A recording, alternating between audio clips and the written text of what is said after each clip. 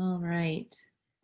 Well, welcome everyone. We are delighted that you are here and sharing why you're joining us today, and as well as your name and where you're from. It's wonderful to see such a range of individuals here. And one of the things that I love is listening to Senator Valerie Foushee and others in the plenary session.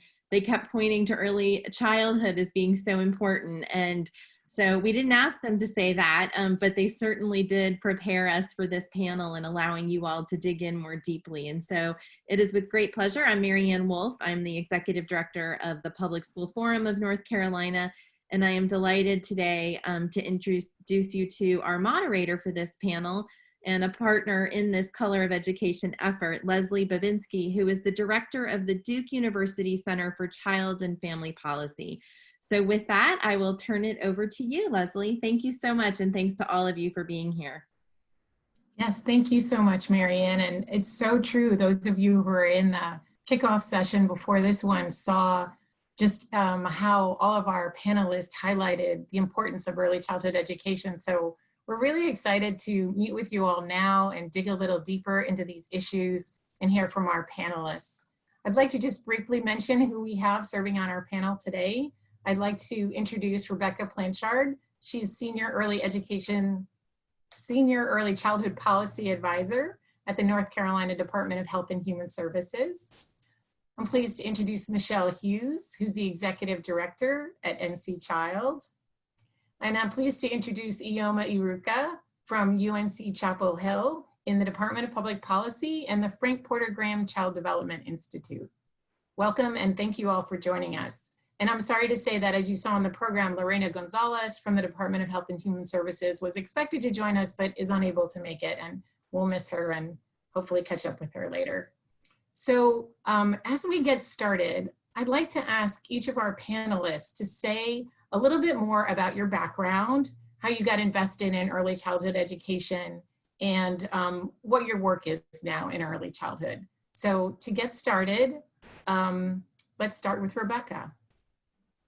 Hi, good evening, everyone. And thank you so much for the opportunity to join you all for the second year in a row at the Color of Education Summit. I had the privilege of sitting next to Ioma for what was just the best conversation last year. Just no holds barred. She and I are pretty open people, and the two of us in a room together, I think, is something to behold. So hopefully that energy comes through the screen too. But I love Michelle too. Such a great honor to be here with all of you. My background is rooted in North Carolina. I'm born and raised here in Durham. I'm coming to you right now from my home in Durham. But I spent 7 years actually not in North Carolina. I was a bilingual kindergarten educator in Texas, and then was a preschool through 6th grade instructional coach for first and second year teachers across Dallas and Fort Worth in the mid-cities. And then I pivoted into the policy world and spent a few years in Chicago supporting early childhood education policy there for the mayor's office. And when the opportunity came to come back home and serve in the role that I am now, advising Dr. Mandy Cohen, our Secretary of Health and Human Services, on all things early childhood, education, health, and child welfare, I couldn't say no to that opportunity. So I dragged my husband, who's from Colorado and who was not ready for this kind of humidity and heat, to North Carolina, and he's loved it, and he's the biggest Duke fan now. Now I do have to give a caveat, because you'll hear more about it in the conversation today. Although I spent the past 2 years, I'd say I spent 2 years of my 2.5 years in the Secretary's office at DHHS, focused exclusively on early childhood. During the pandemic, all of us in the Secretary's office have roles that are different than our job titles. So my work has really pivoted to leading all of our K-12 reopening public school efforts. So I am our go-to coordinator out of DHHS in working very closely with our education partners at DPI. But I still remain closely involved in our early education work, and there's so much to talk about today, and I look forward to the conversation. Thanks so much. Thank you, Rebecca. We're so lucky to have you back in North Carolina. So great move on our part to have you back. And wow, what a big job the reopening plan must be. I just can't imagine all that you're dealing with right now, because there is no perfect answer to this issue we all have. So thank you for all that work you're doing. Of course. Next, I'd like to move on to Michelle Hughes. Hi, and welcome everybody on a late afternoon. We're glad that everyone's here. And of course, like Becky, I love these folks on this panel, so this is my pleasure to be part of it. I'm Michelle Hughes. I'm the Executive Director of NC Child, and I have been at NC Child for about 6 years, and in North Carolina since graduate school. So I'm a Northerner who became a Southerner when I came down to Chapel Hill and stayed, and primarily have been doing policy work, systems level work for children my whole career. So I've done a lot of work on Prevent Child Abuse North Carolina for a long time, working on child abuse prevention strategies. And then I did some work in mental health and foster care. And as many of you know or may not know, and I'll give you a little infomercial on NC Child. NC Child is a nonpartisan, nonprofit agency that advances policy so that kids have every opportunity to thrive, no matter what their race or ethnicity or where they are born. Every child has value, and we believe that policy is a strong lever to improving outcomes for kids. We focus on a whole range of different policy issues, so family financial security, child health, early education and care, and many others. And really, I think a couple things about what we think is important, which I think is relevant to our conversation today.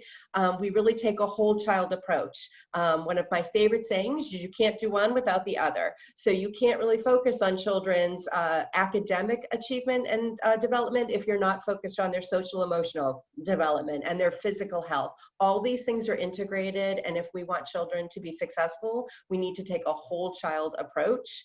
The other thing we are really passionate about is that kids come in families, and families live in communities. And if you want to help children, you have to be helping their families, and you have to be supporting their communities. The sort of savior complex doesn't work, and in fact actually can be really harmful to children and their families. And so we really believe in that kind of ecological and systems approach to kids and families. And I think really important for this conversation is recognizing that all of this work, all of the policy work has to be centered in community and has to be centered in equity. And I'll talk more about policy as a lever to do that. So thank you for having me be here today. Oh, thank you, Michelle. Thank you for that nice background and laying that foundation.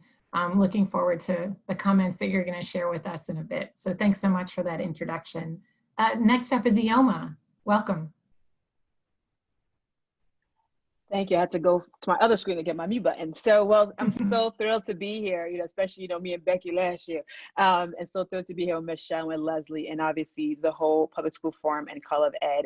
And I would say, I won't bore you with my journey, but I would say that I'm really a social justice researcher in many ways. I feel, and it really came because, I'm actually from Boston, not a Bostonian, let's get that correct. I'm not a Bostonian, but I was raised there and went to school there. And I went to one of the oldest public schools, Boston Latin School. And for me, a lot of my friends who came in, we came in together from, mostly single parent households, Black, etc. And what happened is that as we actually graduated, most of us did not make it through. And so for me, part of my journey was to understand why, we were all, from the same background. And so for me, it was this journey. And it's a journey that I feel like I'm still on.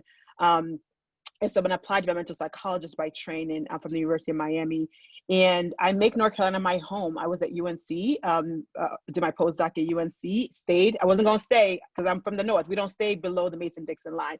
But I ended up staying because of the opportunity that UNC provided. But I decided to leave in 2014 to go to Nebraska, to the middle of the country, that afforded me another opportunity to really grow as a human and also grow as a scholar, as a policy wonk, etc. And then we chose to make North Carolina our home because we saw it as an opportunity to really build both our family, but also to build the work that we're doing, particularly me, in the realm of early childhood. And I say it sort of a social justice researcher because for me, while I'm centered really in research, and that's the lens I take, I'm centered in sort of issues of really, for me, racial equity, particularly, just because of that's just my bias, you know, on purpose. And so for me, a lot of my research covers that sort of area of racial equity and how do we ensure that race is not a determinant factor for the opportunities that lay in front of us, for both children, families, and communities are writ large. So for me, I feel like I am on a journey that's not ending, but hopefully as we go through this conversation, we could all be on a journey that continues to move our state and our country forward. Thank you so much, Neoma. We're all looking forward to joining you on that journey, learning more about racial equity in our session today. So I appreciate that introduction. So now you've heard from each of our three panelists and who they are, and we're curious about who you all are. I see that many of you have written into the chat your names and where you're from, but we'd like to put up a quick poll and ask you to answer a question about which role best describes you and your participation in the color of education.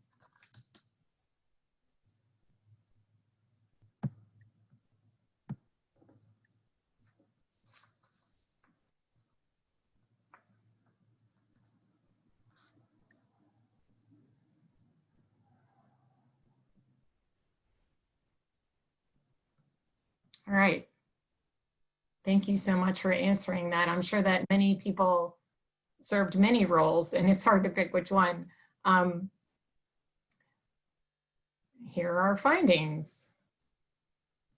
Looks like we have a really nice mix, certainly. Number of educators, higher ed, nonprofits. Fantastic.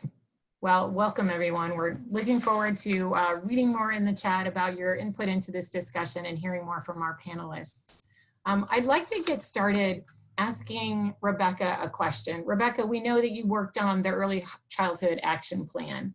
Can you please tell us about where we are with the Early Childhood Action Plan in North Carolina, and where are we in terms of COVID as well? Absolutely. First, I just have to take a breath and say, as exhausted as I feel at the end of the day today, after what feels like it must be Friday, but it's not, it's Tuesday, but it feels like that kind of week.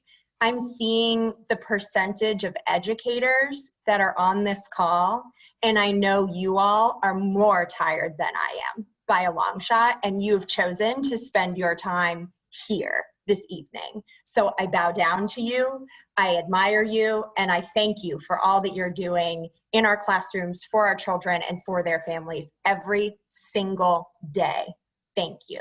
And then I also have to shout out, I saw Representative Von Hafen among our attendees, and I don't know if I saw any other elected officials, but I know how much of an advocate she is, particularly in our education space and in our early childhood space. And she's heard me talk about the Early Childhood Action Plan 1,000,001 times. So I thank her for her advocacy.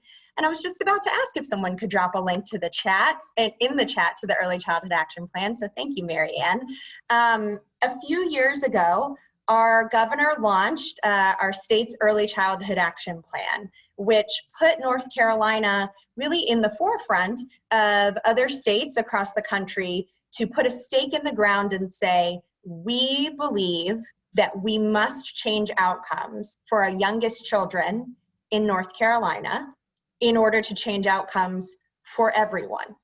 And not just that we need to change outcomes for young children, but that we need to explicitly change outcomes for young children through a racial equity lens, through a geographic and ethnic equity lens, but racial equity is explicitly noted in our state's Early Childhood Action Plan.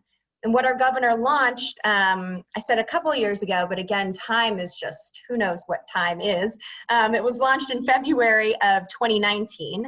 And that day, he launched 10 explicit goals around outcomes related to child health, child welfare, and early childhood education from birth through age 8 that we wanted to see change by the year 2025.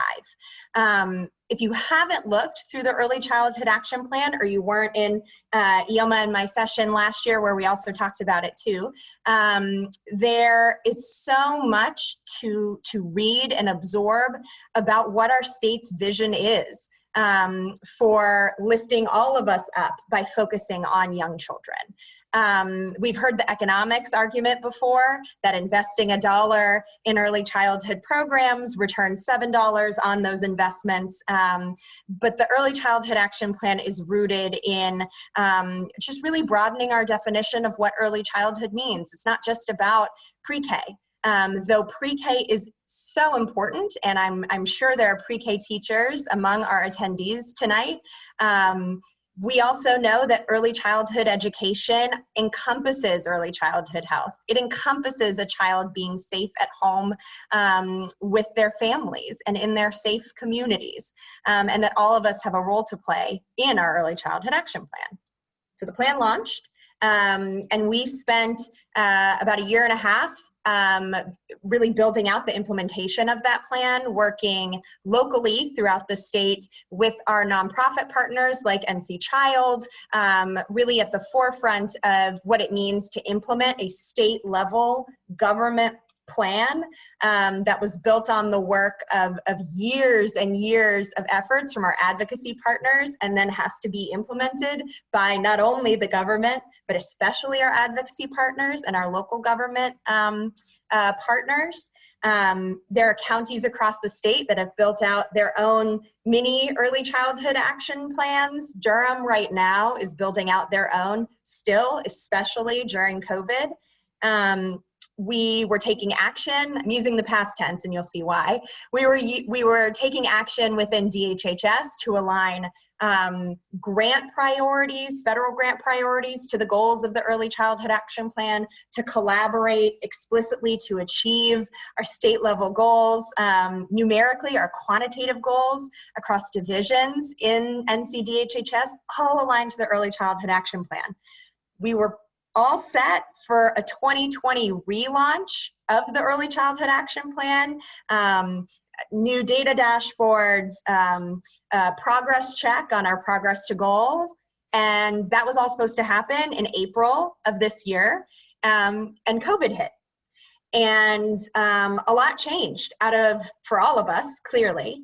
And a lot changed in terms of the capacity that we have in the Secretary's office to continue driving some of the infrastructural pieces of the Early Childhood Action Plan, updating those data dashboards, holding a relaunch event for the Early Childhood Action Plan did not feel appropriate in April. And we have spent the past few months responding to the crisis across our state that is indicative of a bigger crisis globally. And I'm sorry, the sun is kind of glaring right now, spotlight on the Early Childhood Action Plan conversation. We are now at a place, and I'll talk more about this at the end of our time together, but we're now at a place where we can come back as the Secretary's office with our governor's team to say, we are not in crisis response mode anymore. We are in a different phase of our COVID response as a state. We have data infrastructure. We have so much infrastructure as a state to respond to the crisis in terms of setting up testing sites. We have robust guidance for our K-12 and early childhood education programs to respond to COVID and still operate. Our early childhood classrooms and childcare sites never closed in the pandemic. That now we're at a point where we're going to take another look at the Early Childhood Action Plan and say, in COVID, what still needs to be prioritized? We know that investing in young children is probably more important now than ever, especially in a crisis. So I'll talk more about this at the very end, about what we're thinking moving forward. But our fundamental vision of the Early Childhood Action Plan hasn't gone away. That common vocabulary that was established, those 10 goals that so many people were introduced to over the past couple of years, those are there, and they're still driving so much of our work, if not as explicitly as we would have liked to have seen it over the past few months. Thank you for that question, Leslie. Leslie, can I add, I mean, it wasn't a question directed towards me, but I think this is one of those where, to me, when I saw the Early Child Action Plan, I was like, yes, the state is focused on what matters for young children. That's not just pre-K, right? That is literally talking about young children while they're coming into, like, you know, during the birth canal coming in, and also throughout the sort of the first few years of life. So I think that was really important. And then the intersection of race and ethnicity, right?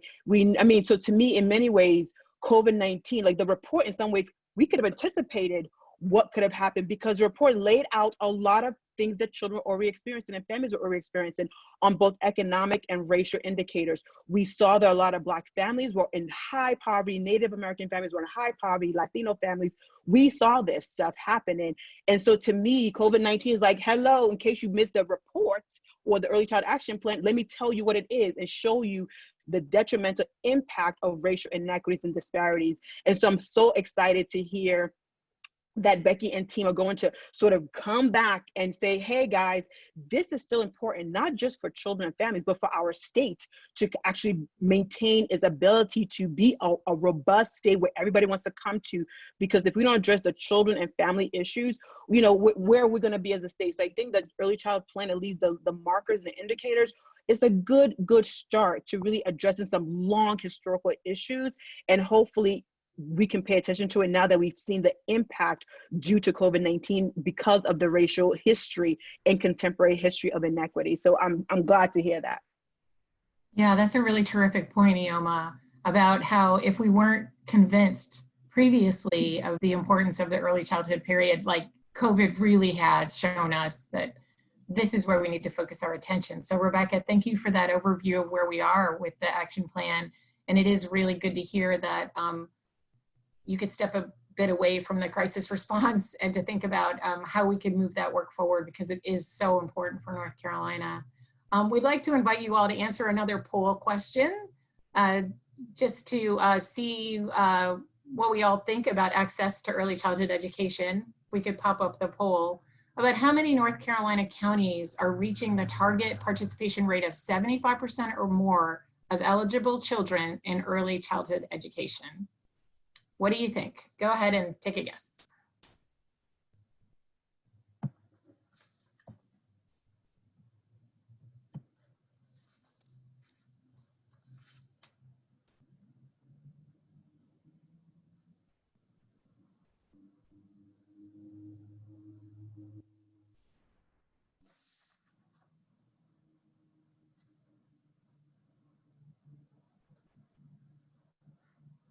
All right, thank you all for jumping in and submitting your responses. All right, well, you know, kind of a pretty even split. The answer is 25 counties in North Carolina. So as you can see, we have a ways to go. And we're really lucky to have all these amazing people at the state level working on this issue.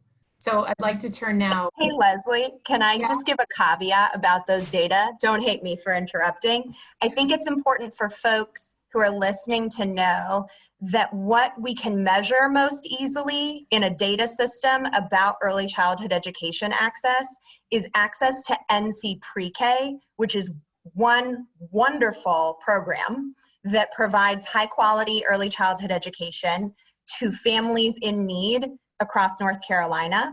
Those data there are reflective of who is income eligible for NC Pre-K, who is receiving it.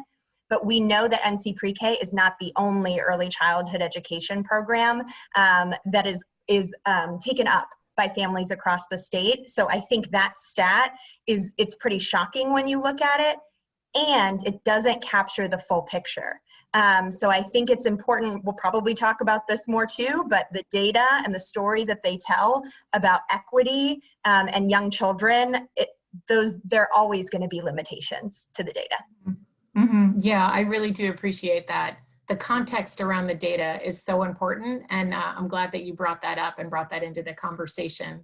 I want to turn to Michelle now and ask you if you could help us understand a bit more about the equity issues of the experiences of children and families, and how can data help us understand the disparities being intensified by COVID? Sure. Thanks, for it's a really great question. And, my phone is blowing up at the moment as we're all sitting here with the Supreme Court just ruling that the Trump administration can end the census early. And so for those of you who are concerned about data, this is sort of one of the biggest issues that we have faced because the census is this year, because we are in the middle of a pandemic, and because historically young children and children of color, citizen children who are in mixed status families are undercounted significantly. That impacts our ability to get good data, which we use all the time for our planning efforts, for federal funding, for political representation. So this news that I'm now getting as my phone is blowing up with the Supreme Court's decision is not a good thing for kids and is not a good thing for young children. And I think really plays right into sort of this discussion and really lends to this discussion about equity and young children and sort of what are some of the issues. So I want to start with a couple things. One is sort of defining early childhood and who are the kids, just from a data perspective of young children. So as Becky mentioned, we've been defining early childhood as 0 to 8 years old. There's a little more than 1 million children in North Carolina who are in that age group. The demographics of young children and our children in North Carolina are changing. We are soon going to be a state and a nation, really, where the majority of children will be children of color. So you are seeing not only birth rates decline nationally and in North Carolina, you are seeing the number of children, particularly Latino children, increase significantly in our state. So the number of children of color is growing. And the concern that we have as advocates about that is that we know that children of color and their families are the least likely to be able to access the education and health services and community services that they need to grow up and be healthy. So we have a growing population of children of color who we are not supporting in their growth and development in a way that is going to lend them and to be healthy and productive and leaders in our state. And it is a huge challenge and a huge issue for us in North Carolina. I mentioned before that kids come in families and families come in communities. And so when I think about the equity issues that young children are facing, I'm thinking about their families and I am thinking about their communities because that is where they are growing up. And so here's just 3 statistics that I think kind of say a lot about the challenges that our young children are facing. First, infant mortality. We have some of the worst infant mortalities rates in this country compared to the whole globe. And we also know that there are deep and persistent racial disparities in our infant mortality rates. Black babies are 2.5 times more likely to die before their first birthday than white babies. So right out of the gate, our children of color, Black children, are facing huge health issues and safety issues and as they try to grow up. The second is poverty, another statistic that I think is really important. Half of our children, 0 to 8, and that's all of our children, 0 to 8, are poor or near poor. They're 200% of the federal poverty level or under. So I just want everyone to sit for one moment with that we as a nation and a state are okay with half of our children growing up poor or near poor.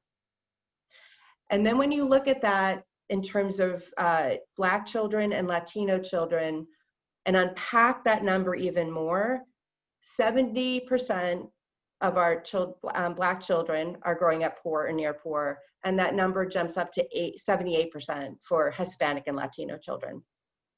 So when you think of the stressors that families are encountering when they are financially struggling with rent, food, health, and when we're looking at what our young children are facing because of those circumstances, we are placing enormous burden and challenges on these young children. And then the third thing, this new data actually, and I just was doing media interviews today on it, health insurance.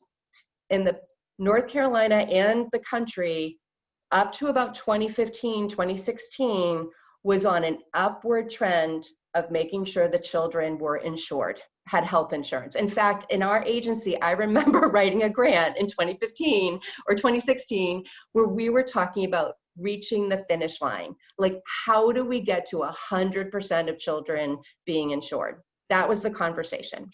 In the past 4 years, we have reversed that trend. We are now seeing a huge loss of children with their health insurance.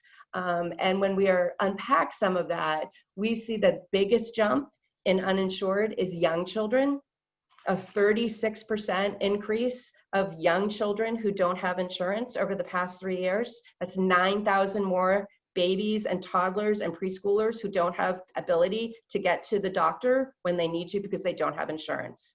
And we see the second group of Latino children. 13% of Latino children in our state right now do not have health insurance. So we saw a huge jump. Now this data is pre-COVID data. This is not data since the pandemic has hit. So if we are seeing loss of children's health coverage during a healthy economy, what was a quote unquote healthy economy and low unemployment, what are the numbers that we are going to see in 2020?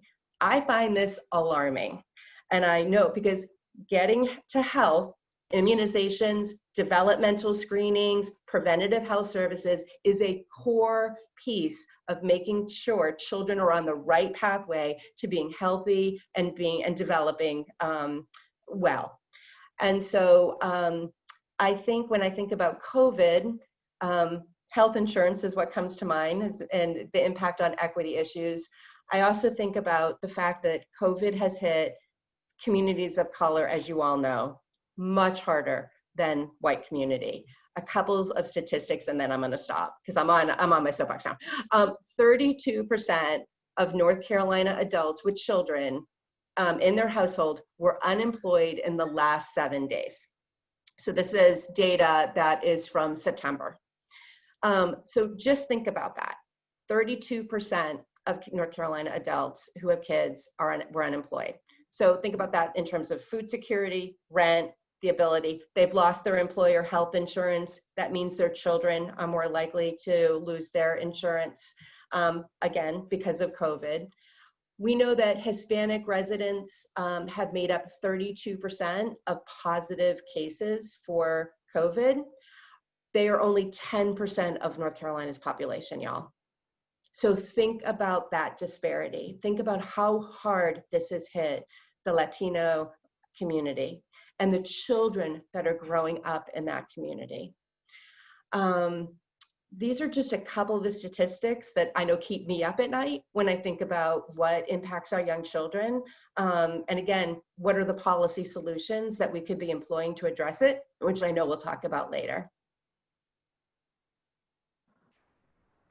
Michelle, thank you so much for that overview. Really sobering statistics. And I appreciate your reminder about how all of these things are integrated for children and families and communities, and they don't operate independently. It really increases the complexity of the solutions when we're dealing with so many issues. And I think you're right that we are at a crisis point, and now is the time for action. I'd like to go to Ioma now and ask you, can you share some examples of successful strategies? You know, we realize that it's a crisis. We know this is a big problem. Let's see, are there any examples of successful strategies for addressing equity in early childhood education that you've seen? So I'll answer that, but I want to just go back to just a little bit to Yeah. what Michelle was so, I think, artfully sharing with us. And it's a Yes. reminder that to think about strategies, we have to understand why inequities actually exist, right? So the example that you just shared with us about the census being stopped, we have to remember that inequities were actually part of this system called the US, right? That it has been systematized, it has been protected through laws and policies, including the Supreme Court, right? So a lot of what we have today, that we're seeing today, is not one that just randomly is here, is actually one that has completely been part of the fabric of the US and obviously also of North Carolina. So to me, strategies can't just ignore those sort of facts, right? As I think Ta-Nehisi Coates said, that race is a child of racism. And so what we're seeing, right, in many of the data that you mentioned, Michelle, is really what has already been baked into the system in many, many ways, right, is the trauma and the racial inequities, whether it's in access and also in experiences. So even if you have health insurance, it doesn't guarantee you to high quality insurance or public health access, right? It doesn't give you the best of the best, because in the system, we still have ways that we continue to oppress and create inequities, right? And on top of that, while poverty, again, one of the most intractable issues we have, regardless of your race or your ethnicity, income does not inoculate you. We know with our national data that even for families of wealth, we have a huge racial gap, where even families of color who are on the higher income end, about 30% of them are talking about, I can't pay my rent. I have financial difficulties, right? And then on top of that, we have the workforce issue. We actually, so this is where I think it's important for us to understand early childhood. Early childhood is not one unified system. We have, people think about pre-K. Yes, great, one of the best. I'm the chair of the Durham Pre-K, and I think we should all have that to be accessible for all, period. However, if we think about early childhood in all of its formulation, a lot of the people who had to actually be essential were actually a lot of women of color who did not have the luxury to stay clothed and be safe. They had to go find their own PPE. They had to go figure out all the food stuff, because remember, there was a lockdown on how much food you can get.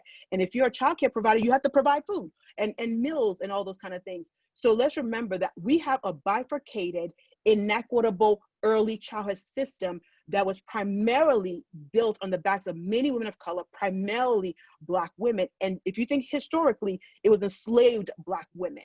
So I think we have to really fully understand that to any strategy needs to understand the history from which it was built, and then we can truly figure out what are the potential solutions and strategies. Okay, I can say more, but I'm going to stop there and now answer your question, Leslie.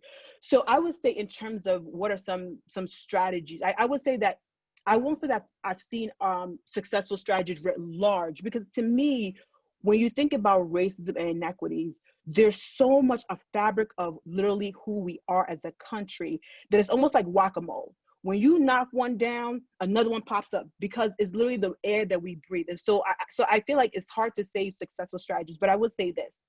What we have seen, at least minimally, is we have now seen with COVID-19, at least, that people are saying, what do families need?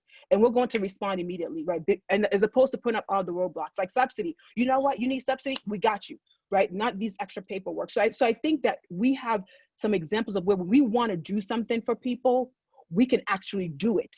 The problem is that when it's only people who are low wealth and low power, we probably won't remove those roadblocks. And I think that's something that I think we know, if we can do it now, we should be able to continue to do it if we have the will, right? And so I think that's one example. And I think the other thing we've seen that I think has been actually helpful in many ways is that now we're asking families, what do you need and what do you want?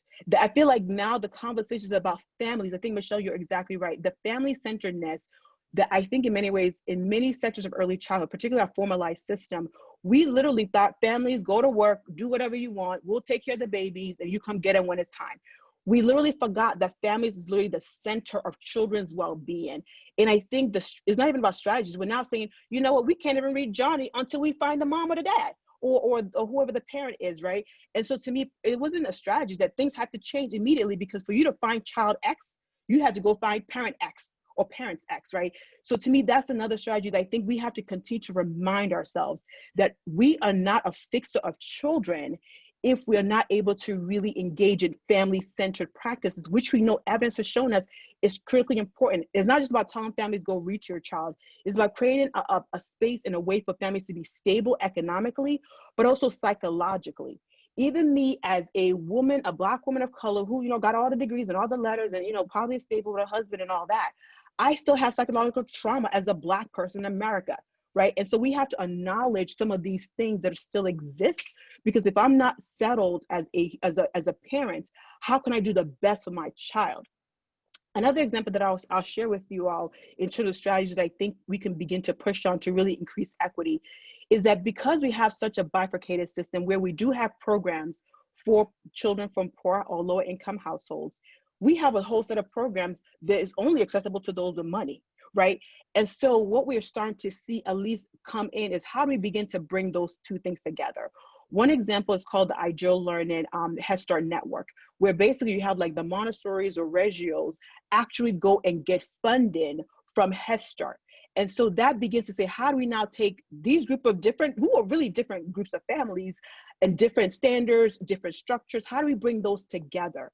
Because to me, the only way to get out of inequity is to actually challenge the system. And we have created a system that's so bifurcated that literally we all don't enter through the same door and we all don't have the same outcome. So we're now at least seeing some innovative approaches to say, okay, we'll follow the funding.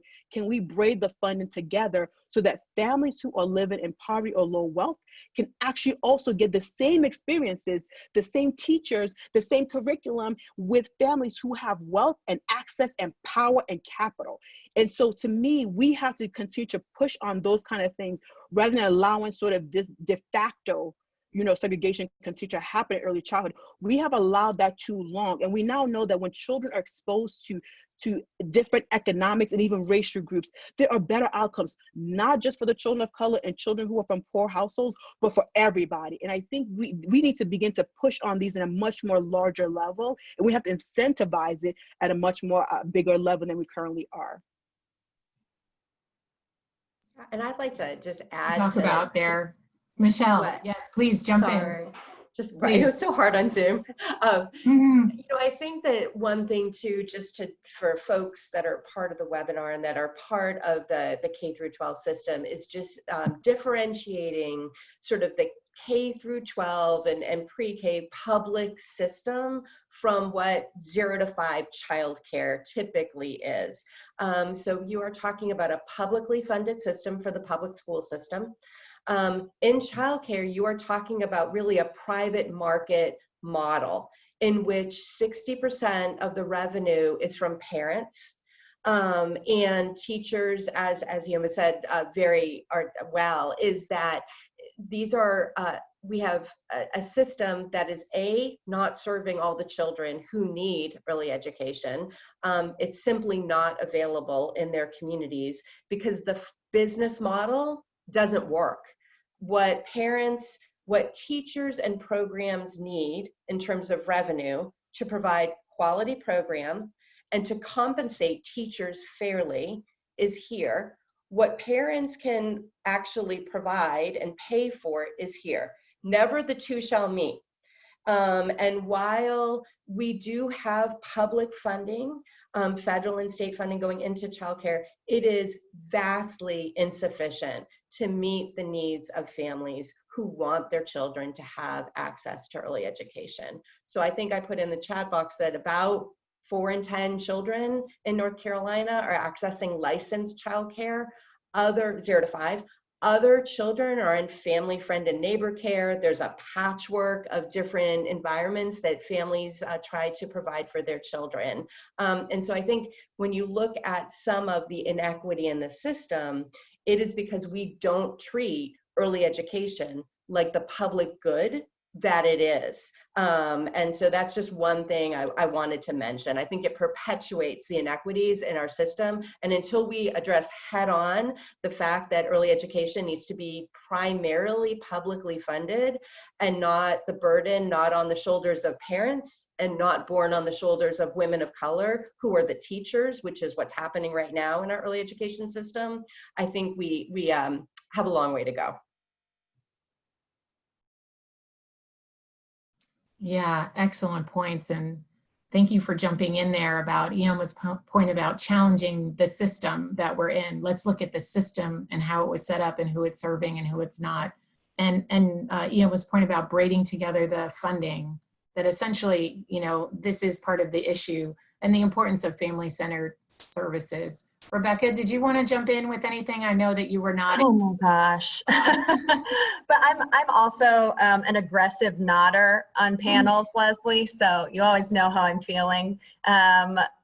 Man, I was just like jotting down every note of everything that I wanted to say, because I think Ioma and Michelle are just hitting on every single point that we need to be thinking about as North Carolinians and the systems that we want to reinvent during and beyond COVID. And I feel like we're hearing that often, like we need to reimagine education, or we need to rebuild, we need to build back better, we need to reinvent systems.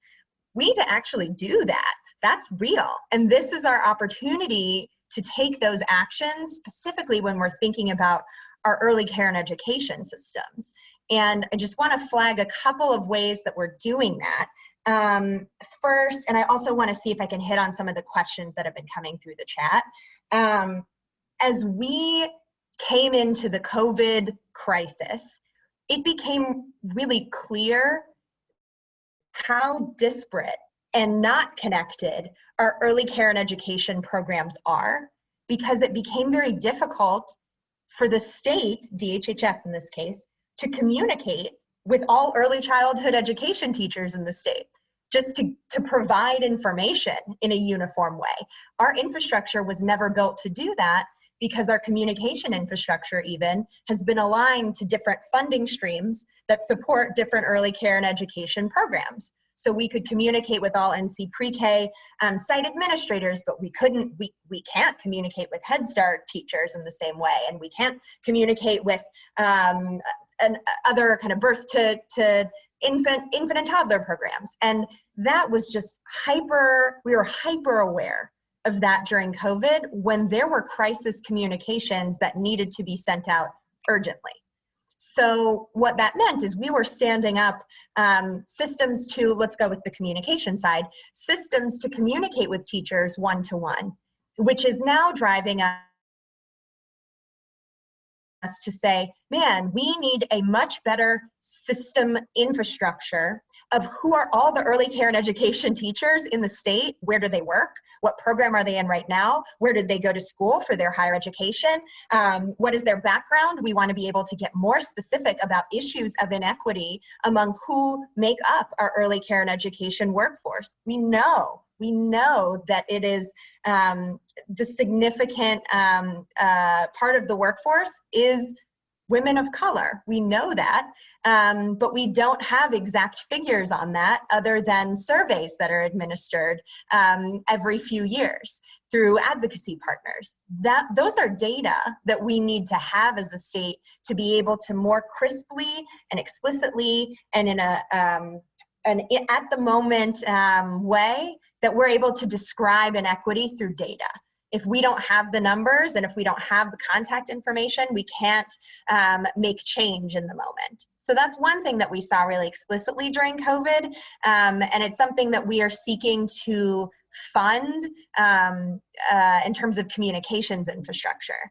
I think that's one example. There were so many other things that I wrote down. Oh, I want to highlight, there was a question in the chat about the importance of racial equity education beginning in our youngest learners and in classrooms with our youngest kids. And are we providing training, or are we providing ongoing curricula for children in those settings and for the educators who are educating them? And just broadly, we, right before COVID hit, got a federal grant of $42 million over a number of years called our Preschool Development Grant. This is our second round of it from the federal government. And it is funding a number of programs and pilot investments that are all actually aligned to our statewide early childhood action plan. So that is a a pot of funds that are allowing DHHS and our partners to innovate around racial equity as one area when it comes to early childhood. So there, we can speak more, and I can give folks who are interested in more details about our preschool development grant and the pilots we're able to put on through that. I can give folks more information, but now's the time, y'all. We have to reinvent now and reimagine the systems. Can I just add, I think and I just want to underscore this part about racial equity and young children. And I think, there's now, we have a recent report where mostly adults say, don't talk about anything racism or race related with children until they're about age 6. Now, let us know that children by the age of 9 months actually know, they follow voices and faces. They actually already have a preference for particular faces. By age 3, children know themselves in racialized terms. My child knew she was brown and knew the connotation of that she wanted to change her skin at the age of 3. Luckily, we got on that really quickly, and she is now loving her brown skin and all of it.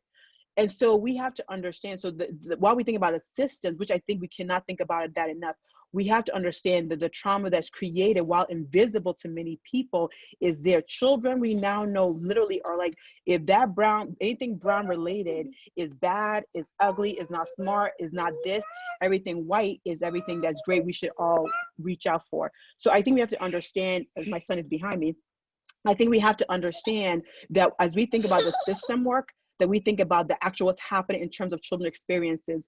We have data about the suspension data, and that's just the ones that's reported. We know that our children, particularly Black and brown children, and those who are minoritized, are not experiencing the best quality programming. And again, let me remind you that early childhood was literally built on their backs, right? I am at UNC now again, and we know that the Abecedarian, most of those children were poor and they were Black. I was at high school, known for the preschool study. Most of those children were poor and Black.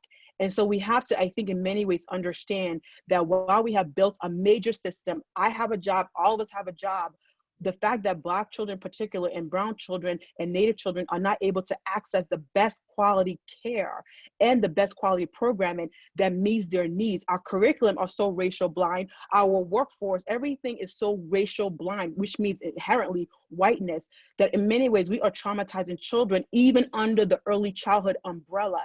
And if we don't begin to really rethink what we've been doing and not acknowledge the pain that we continue to put on children, then we should not be surprised when children are not quote unquote ready. Again, let's question readiness. If children are still feeling like they don't feel like they're part of a classroom or part of a program. And on top of that, I want to make sure that we know a lot of children are not in formalized care. A lot of children are in friend and family neighbor care, which we don't really fund. So let's remind ourselves, as much as we want an early childhood system, we actually don't fully have that. And a lot of children can't enter those systems because they weren't built to deal with families who are non-standard hours. And Michelle noted the cost of it, right? If parents could actually, if providers actually said, this is actually worth $20, $25 an hour, but you can only pay $5 an hour, which is what we pay, then we're creating inequities all throughout the community because of our funding stream and our state and all the things that we're creating. So we're not only creating a lot of poor women and poor business owners, we're also creating poor communities because those businesses pay taxes.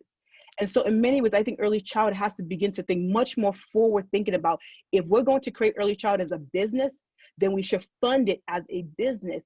And then we can get the full result of what early childhood should deliver, literally deliver on the promise of early childhood. And I think until we do that, we're always going to be sort of begging for the edges of it all. And I think this is a disservice to our children, it's a disservice to our community, and I think, and to our future as a country, but really even as a state. Thank you for speaking so powerfully on these really important issues. You brought up so many really terrific points about challenging the system and rethinking the system. And as Rebecca mentioned, this is our opportunity. I mean, in some ways, we could look at COVID as the opportunity to change the status quo. And Rebecca, your example about the difficulty in communicating with early childhood providers is a really good one, because it's so obvious now, right, that we need it. So Rebecca, I want to turn to you for a minute, and maybe you could close us out. Looking at the time, we only have a couple minutes. Where are we going next with the Early Childhood Action Plan? What can we all, participants in this seminar, look forward to? What should we be watching for? How can we all join you in that effort? First of all, thank you again. It's an honor to just sit here and listen to the wisdom of the women on this panel. So thank you. And thanks to the great questions that came through the chat that have been, again, causing me to scribble so many things on my pages to think about later and text my colleagues and say, you know, how are we speaking on this? So thank you. We are now in a place where we are meeting, you know, at the highest levels of our department to say, what does implementing the Early Childhood Action Plan look like for North Carolina as we move forward in the COVID, in post-COVID and during COVID. It looks a variety of different ways. From an infrastructure standpoint, we are looking into how do we expand capacity that is still limited in the department. We have staff, all of us are still all hands on deck responding to the COVID crisis. So does that mean we lean more on our institutes of higher education to support the Early Childhood Action Plan data analysis, the research side? Do we create more explicit partnerships at the state level to keep this type of plan implementation going? So that's something we're exploring and talking to higher education partners about that. We're also thinking about our data and how we are right now breaking down COVID data by age, not from 0 to 17 anymore, but in more even shorter striations. So you'll see over the next few weeks, you'll see our age categories on our COVID data dashboard that's public. You'll see those age categories be broken down into, I can look up what the exact striations are, but it's early childhood years, kindergarten through 5th grade, 6th grade through 8th grade, high school, higher education, and above. Because if we are not looking at data right now in our COVID response that's telling us how our youngest children are doing, and we're really missing a key opportunity to implement our goals and our priorities for what we said we cared about before COVID. So you'll see those data also reflecting racial and ethnic breakdowns by age over the next couple of weeks. And when it comes to our 10 goals that we outlined in the Early Childhood Action Plan, we will be doing some more on the quantitative side, because we know we are not going to meet some of those goals now by 2025. It's not possible, particularly around our education quantitative goals. Some of those data they don't even make sense anymore, given assessments that are not given for this year, or given the significant amount of learning time gaps that have taken place due to COVID. So we need to go back to the drawing board around what our quantitative measures are going to be. So stay tuned for more about that. But overall, I mean, we need all of you who are listening today. We need folks who are watching this recording later. I need my fellow panelists who do this all day, every day as their job to keep advocating for our youngest children. Because when we do, we lift up everyone, and not just advocating for our youngest children birth to age 8, but in particular bringing in our racial equity focus to focus in explicitly on our young children of color, to prioritize them in our work. So thank you again for having me and for having us, and we really appreciate it. Thank you to all of our amazing panelists. I'm sorry that we don't have more time to keep this going, because you are powerhouses in this space. I'm just so excited to be here with you and to hear just, you know, this little bit about the work that you do and the passion that you bring. So thank you so much for sharing with all of us. Just a quick reminder that our next Color of Ed session is next Tuesday. Please join us for that. And Marianne has put in our chat an evaluation that I'd like each of you to fill out on this session. Thank you again so much for joining us. Take care. Yes, thanks all so much. Please take 1 minute. I have to say I couldn't write fast enough today with all that you were sharing. So, and let's remember, this is not only a one-time thing, right? We know this is work that we all want to continue delving into. And so I'm already thinking of ideas about how we continue this conversation. So thank you for bringing all your expertise and energy. You have a lot of people energized, and that's not easy at 6 p.m. after a full day, especially in COVID time. So I feel so grateful to each of you for being here and all of our attendees who have been jumping in and sharing in the chat. And we will look forward to seeing everybody next Tuesday on policing in schools, discipline disparities and policies, as well as how do we look at the whole child, which you all hit on really well tonight as well. So thanks everybody. We're grateful to have you with us, and we look forward to seeing you soon.